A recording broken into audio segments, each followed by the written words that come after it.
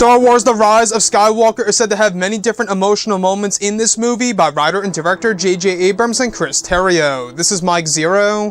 If you guys are new to the channel, do make sure to subscribe to see future Star Wars content. Now, one great thing about this film is that we do know that J.J. Abrams is taking Kylo Ren down a far darker path than ever before, and will be using the character of Darth Vader as a character that will loom in the background in order to evolve the character of Kylo going down the dark side of the Force a whole lot more than he ever did in The Force Awakens and The Last Jedi. And what's really great about this movie is that we do know that Kylo Ren in this film is going to be a very different version of that character than what we got in the past two films. Now, these past couple of weeks or so, we've been learning a whole lot more about this film when it all comes down to one of the concept art descriptions. This is where things begin to get very intriguing and exciting.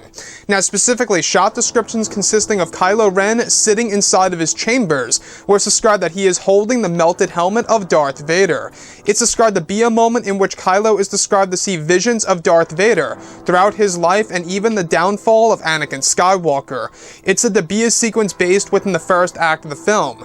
It's described that the scene involves audible hallucinations that are planned to be heard by the audience, where Vader's breathing and Anakin Skywalker's screams will be heard faintly in the distance. It's said that the Vader helmet radiates a specific dark side power that shifts Kylo Ren back to the darkness when he is in conflict. The next describes another sequence in which Kylo is having a nightmare in his quarters. It's described to be a parallel to the nightmares that Anakin Skywalker had in the prequel trilogy era, where in this scenario it's said that the nightmares that Kylo has are of Anakin Skywalker burning on Mustafar, the suit being constructed for Darth Vader, as well as Vader burning on Endor. It's described that these terrors are initiated by Luke Skywalker's Force Ghost, and that's how the visions of Han Solo come into play. So I really want to go over quite a number of parts about this. Now, you guys may recall about 6 months ago, we went over one of the sets actually including the Darth Vader sequence that we got in Episode 3, Revenge of the Sith, in which they are actually putting the suit onto Anakin Skywalker's burned body.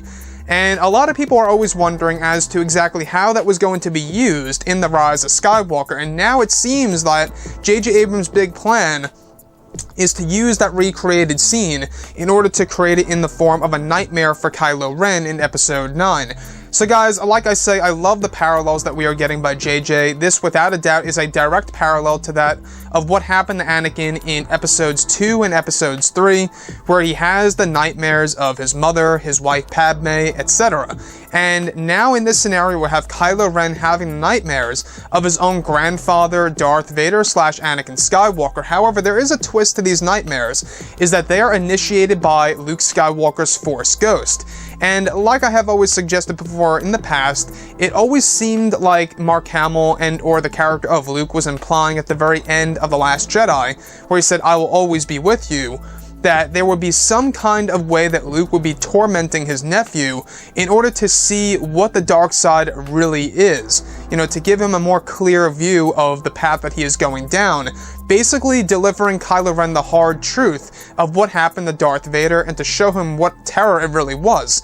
And this could very well be Luke Skywalker's attempt at turning his nephew back to the light side or creating conflict once more.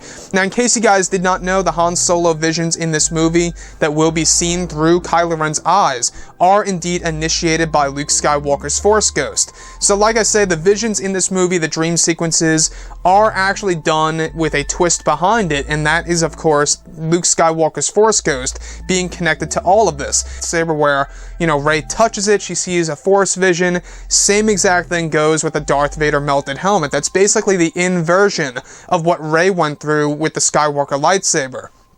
So with that being said, guys, you know, Kylo Ren seeing the visions of Darth Vader's life as well as the downfall of Anakin Skywalker, I'm not quite sure, you know, if this is the best way to go about doing things for the character of Kylo Ren. I will say this, though, is that this is probably the greatest attempt by the Force Ghost of Luke Skywalker in order to truly make Kylo Ren feel, you know, like maybe the dark side isn't all that worth it, and that he should revert to maybe finding a different way. Now, one thing that I do want to go over is that we also know that J.J. Abrams is going to really be evolving the character of Kylo Ren in this movie in an unexpected way that fans are not going to see coming. And that really does raise a couple of questions now, doesn't it? You know, we do know that Darth Vader is going to be looming in the background from start to finish of this movie, which is great. I think that's perfect. I think it's amazing, because at the end of the day, Darth Vader is Star Wars, right? It's going to be very hard to really realize that we're moving on to a new Star Wars trilogy that's going to completely detach itself from the Skywalker family and, of course, from Darth Vader and all the different characters that we all know and love. But like I say, guys, you know, the character of Kylo Ren, I think that the reason as to why so many fans, including myself, are very invested in this character is because, well, he really is the last Skywalker by blood besides Leia.